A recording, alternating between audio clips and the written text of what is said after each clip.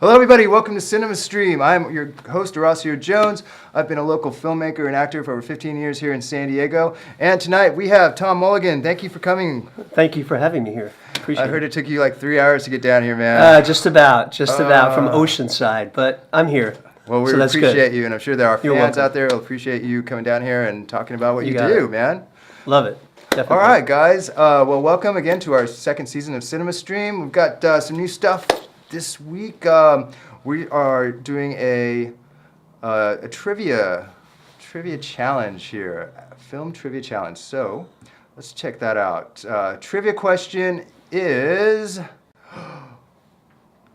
guys didn't see that, okay? Who was the lead actor in a film shot in Memphis, Tennessee in 2002? Hint, it's The Weight of a Soul.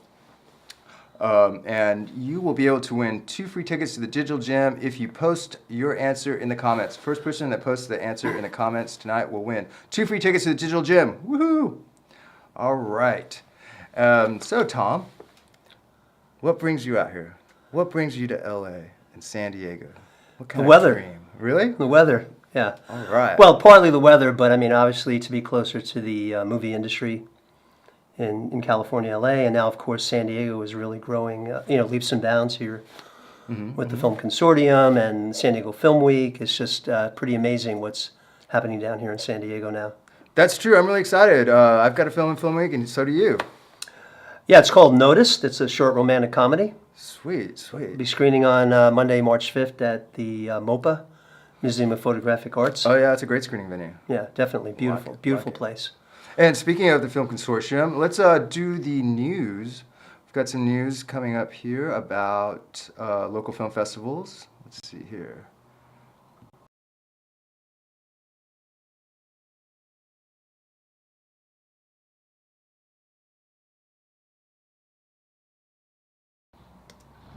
Okay, we're trying to do this slide, but it doesn't appear to be working. Let me just adjust something here.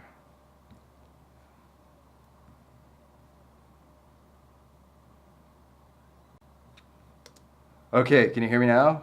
Yes. Okay, so we have San Diego Film Week coming up March 1st through the 11th, right? There's going to be film screenings, over 100 local shorts and features. So there will also be like film markets, workshops, and the Film Awards, which will be on April 8th. That's presented by the Film Consortium San Diego. And we also have another film festival coming up, which is the Latino Film Festival. That's going to be on March 15th through March 25th. Our friends over at the Media Arts Center put that on, and they've been doing it for 25 years now. This year they have over 160 Latino films from all over the world, and some special events that they put on during that week. They have a Sabor Latino, which is a food, beer, and wine festival. Sonido Latino, which is local and international bands at various venues and parties that they have. Most of the screenings will be at AMC Fashion Valley and the Digital Gem Cinema. All right, that was the news. I'm sure I'll see you at some of those events, dude. Oh, definitely. Yes, absolutely. I will be there. Sweet, sweet. Opening a gala, closing awards presentation. Yeah, there's an opening gala on Thursday this week, right? Yep, Thursday night. All Tomorrow right, night. Man. Yeah. The 1st, March 1st. What are you going to wear so I don't wear the same thing? I'm gonna wear a suit. Yeah? Yeah. I'm not gonna do tux. Tux for the closing thing on April 8th, yeah. But I'll wear a suit tomorrow. Take my baseball cap off. It is just tomorrow, right? Okay. Yeah. Maybe I'll wear my 1st. baseball cap. Yeah, definitely. Yeah. There you go. Okay. Yeah. And your film, you said it screens on Monday, right? Yeah, interesting thing about Noticed is we filmed Noticed in Balboa Park, right near the Museum of Photographic Arts, and it's screening there. So I think that's kind of a cool little side note here. Makes it a little more interesting. It's a nice quickie dink. You want to show people a little bit about Notice? Show them that clip? Sure. You want to set it up first? Yeah, okay. So basically, I got the idea for Notice. I was in Starbucks one day, and I see these two people sitting there. A woman, she's on her computer with her earplugs, and there's a guy across from her with his phone, and she's in her own little world, and he's over there trying to get her attention, right? And finally, she looks up and smiles at him, and she noticed him, right? So then I got my tea. On my way out, he's sitting with her, right? So it's like, okay, they met. I don't know what happened. But I went home that night, and I noticed. I wrote it real quick, boom, boom, boom, got it out, sent it over to Lisette Ben Ray.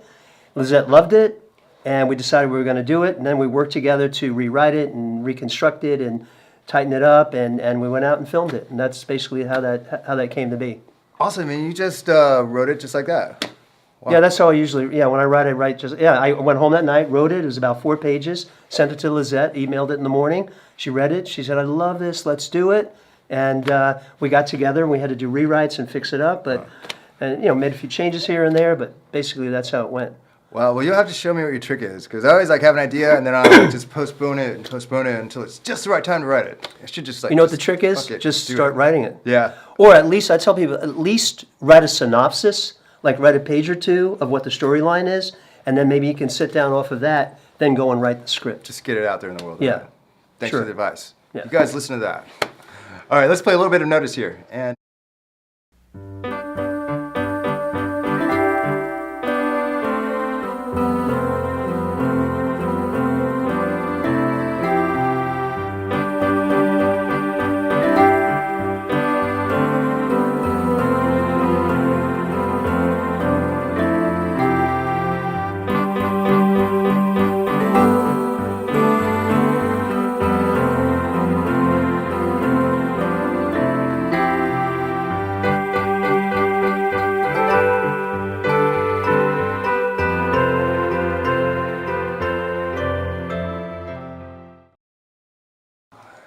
Okay. well, dude, the great cinematography in there, and I love the shots at Balboa Park, of course. Yeah, that was Tim Donovan. He was cinematographer. And yeah, it was great shooting at Balboa, and just had a lot of fun doing it. It was kind of a fun piece, you know what I mean? It was romantic comedy, 2 people, blah, blah, blah. And of course, I won't give away the rest of the storyline there, but How long did it take you to shoot? one day.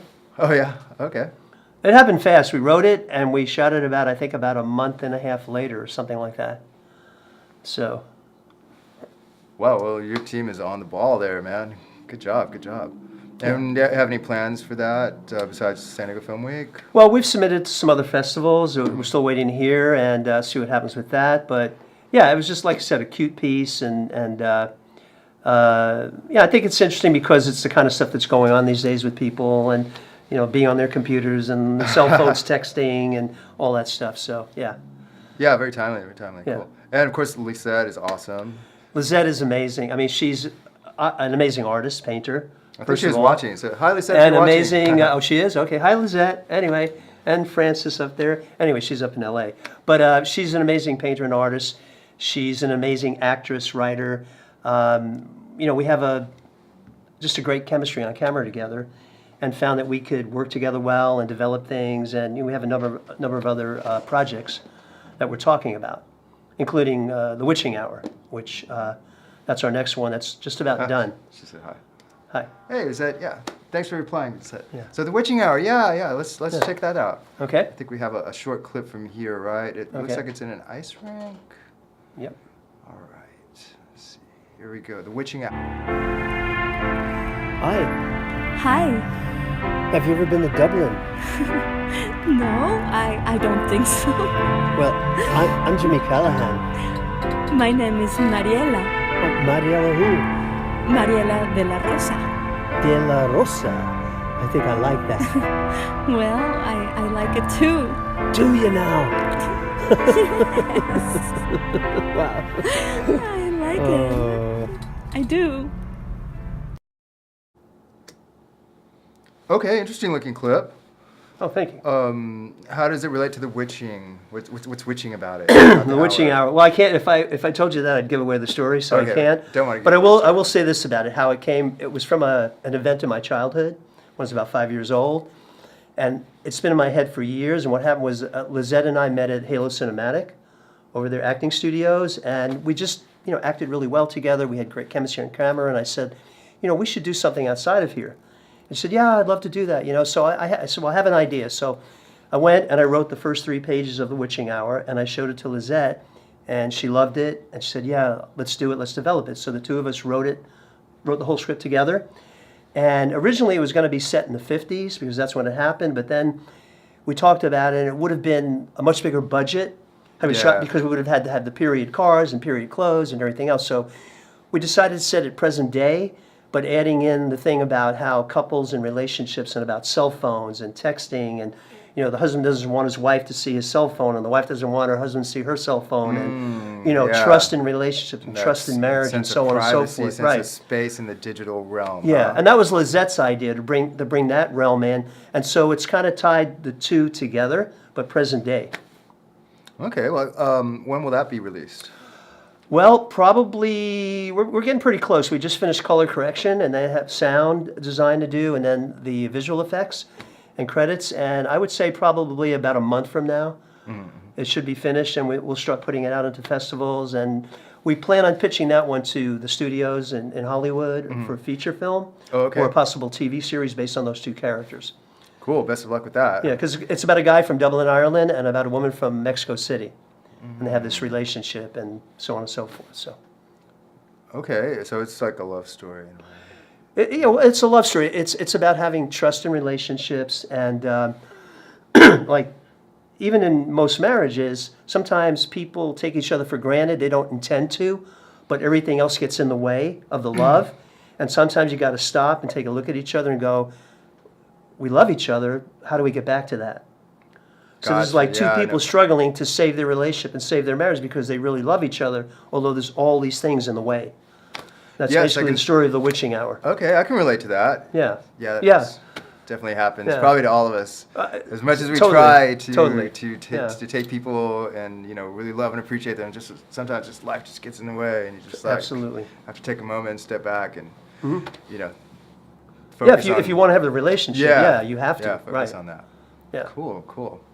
Okay, guys, nobody has answered the trivia question, so I'm going to go back to that real quick. Make sure that's set up here. By the way, I'm live switching this myself, so if you see me looking down, it's not that I'm not paying attention to the camera, it's just that I'm getting ready to do the switch. And here we go, the trivia question tonight. Who was the lead actor in a film shot in Memphis, Tennessee in 2002? Hint, The Weight of a Soul. If you can comment with the right answer before the show ends, you will win 2 free tickets to the Digital Gym Cinema. I'll buy them myself and give them to you. I might even deliver them to you if you're lucky. Okay. And so, forgot to add the graphic there. Bad switcher. There we go. So guys, at the end of the show, we're going to come back and see who has commented and reveal the answer. Thom, yes. How did you get started in acting? You mentioned you started as a young... Well, actually, my mom was an actress in New York City where I grew up, a theater actress, and she took me, when I was 7 years old, she took me to an audition with her. She just wanted me to see what it was like, and it wound up they had a part for a kid in the play, and so they cast me in the show with my mom, and actually she played my mom in the play, and I had this one line, "Hey, Ma, give me a dime, I want to buy a cone." The play was set in the 30s in New York City. Because you couldn't get anything for a dime today, right? But hey, Mom, give me a dime, I want to buy a coat. But anyway, that's how I got started. I did 4 plays with my mom, and I did probably another 4 plays on my own. And then by the time I hit 10, I was just into the sports, so I let acting go. And then when I turned 30, I just kind of woke up one morning and said, you know what, I'm going to start taking some acting classes and start acting again, and I've been at it ever since. And what's the next step in acting for you? Just to keep doing what I'm doing, to keep acting and taking classes and producing short films mainly, because features are a lot harder, there's a lot more money involved, but yeah, doing more short films and doing a lot of auditioning in LA, and I actually have a movie I did a number of years ago called Fierce Target. It's an action thriller that's going to be coming out, when I understand, sometime this year. And I have a pretty big role in that when I play an LAPD detective. It's kind of a bad guy. Awesome. In the film, yeah. So I'm excited about that. You're such a nice guy, but I can definitely see you playing a bad guy. I usually play the bad guy. I don't know why. My mom used to say to me, "How come you're always like, you're drugs, you're this, you're that?" I don't know, Mom. That's how they see me, Yeah. So whatever. Yeah. It's more fun though, right? In it, though. It's more fun though, right? Being the bad guy. Yeah. You get away with more. For sure. Absolutely. Well, let's check out your demo reel and see what your tough guy badness looks like. Okay. Yeah.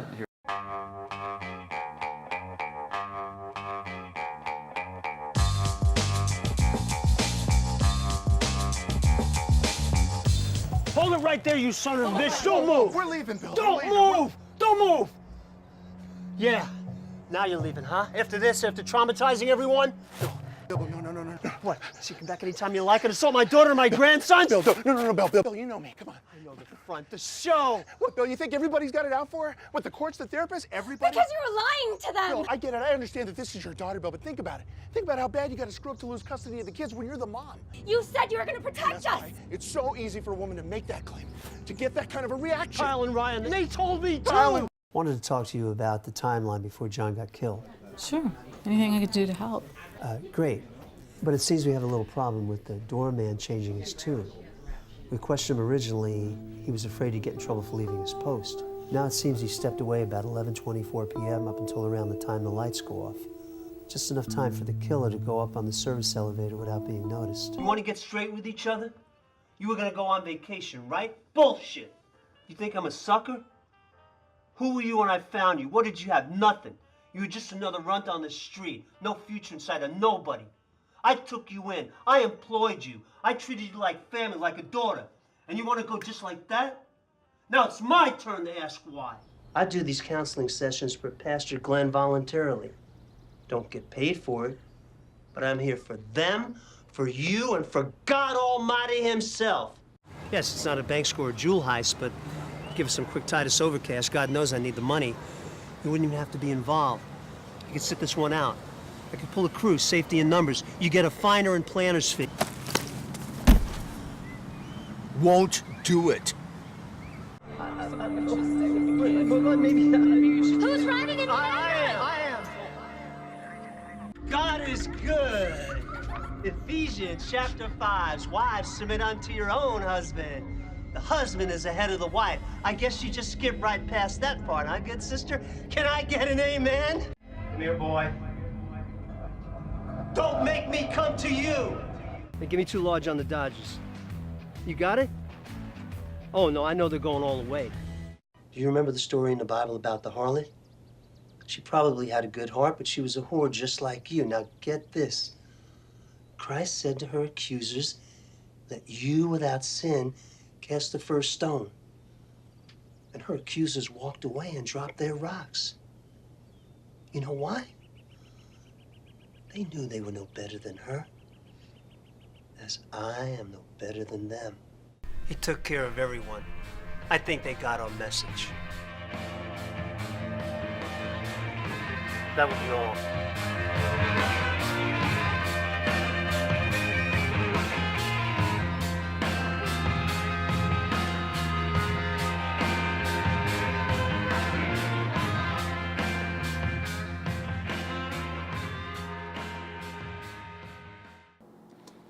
All right, man, that was cool. I love the preacher role. Oh, thanks, Preacher Pete. Yeah. Yeah.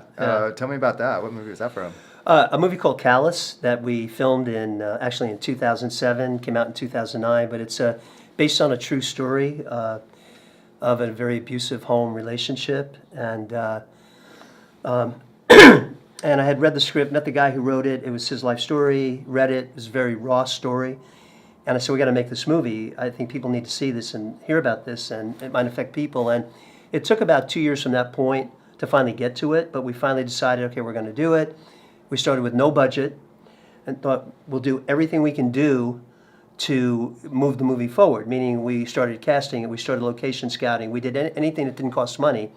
And the next thing you know, things started happening, and then money came in, and I wound up investing money, my partner invested money, and we made it.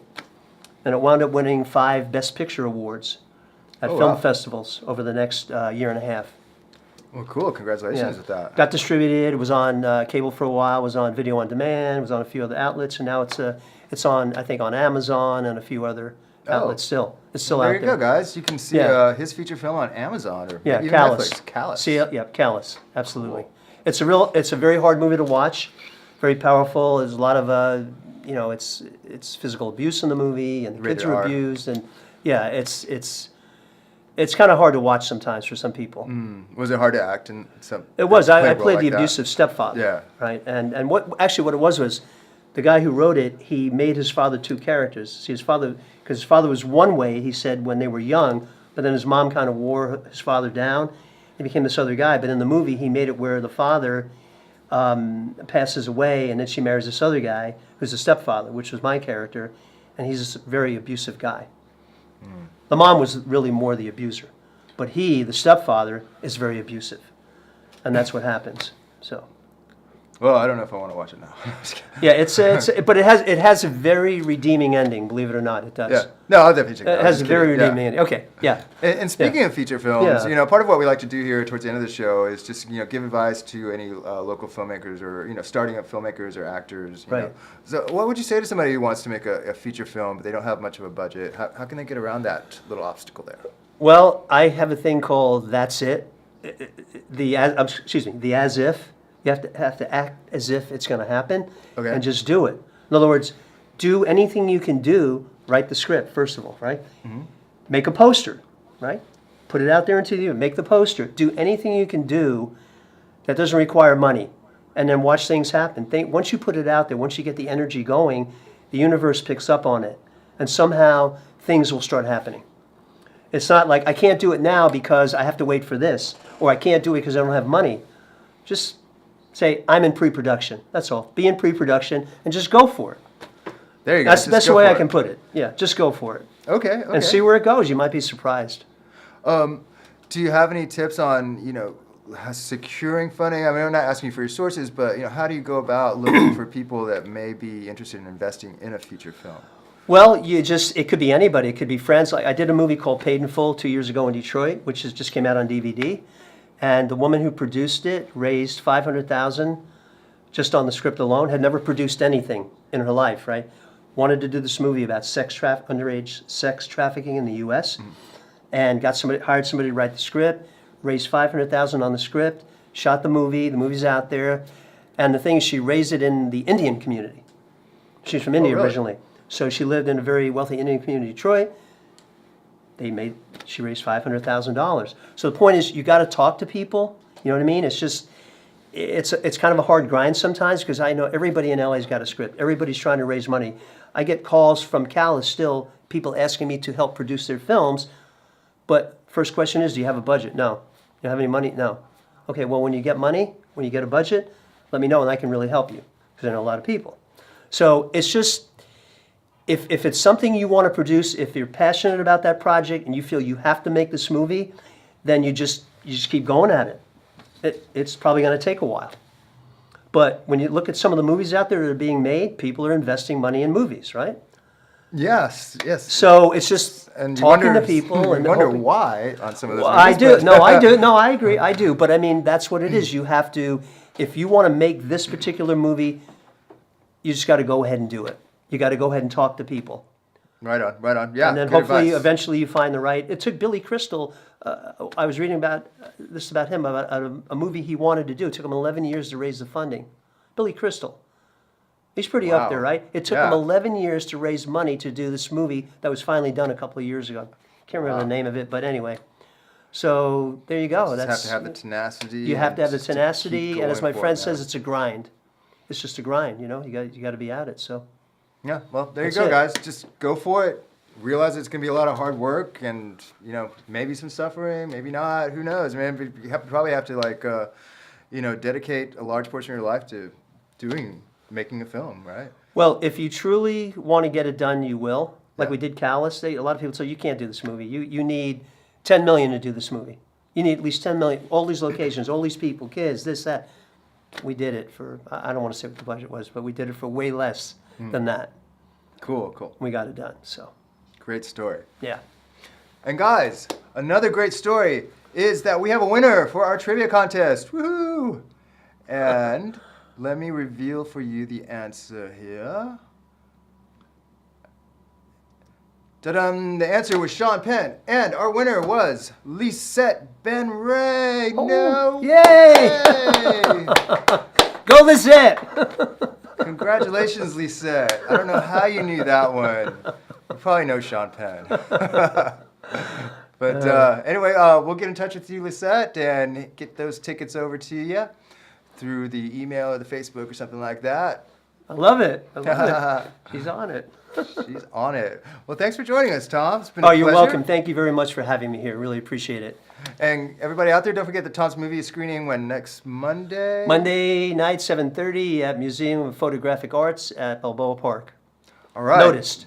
You've You've been notified about Noticed. during San Diego Film Week. And my movie, We All Need Someone, screens this Saturday at, I believe, 4 o'clock at the Digital Gym, along with Carving a Life by Terry Ross. They put us together. So hopefully some of you guys can come out and check it out. I'll be there, and hopefully some of our cast and crew would also make it. We're going to leave you guys with the trailer for that, for We All Need Someone. I wrote it and starred in it along with Rihanna Basore. Oh, wow. Yeah, do you know Rihanna? Oh, cool. I know who she is. Yeah, she's Okay. awesome. All right, guys, thanks for joining us on CinemaStream. We'll be back next week and with another guest. And I don't know who it is, but we'll find somebody good for you. Have a great rest of your week, and see you at Film Week. Cheers.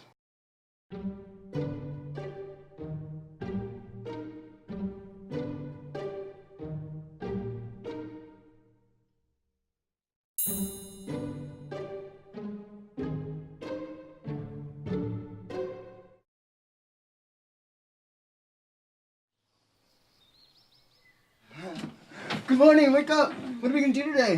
Damn it, we are not together anymore. But- Remember, you're just staying on the couch until you get a job.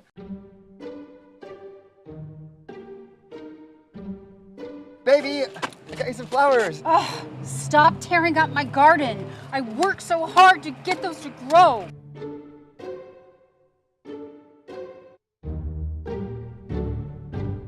You gotta do something. You never know about these nuts. They can turn on you over nothing. I can't handle you and your crazy anymore.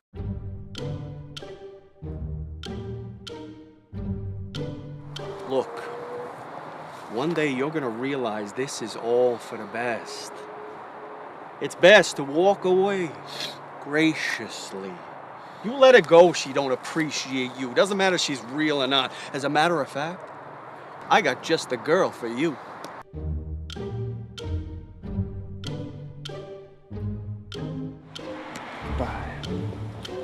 Pedro, wait, what are you talking about? Where are you going? I need you.